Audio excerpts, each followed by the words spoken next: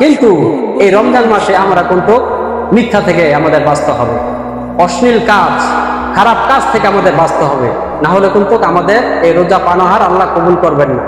দলিল বুখারী শরীফের 1903 নম্বর হাদিস।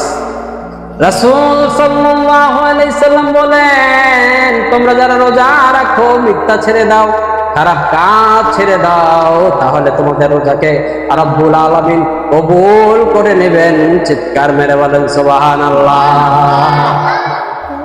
এই রমজান মাসে আমরা মিথ্যা ছেড়ে দিব, অন্যায় কাজ ছেড়ে দিব।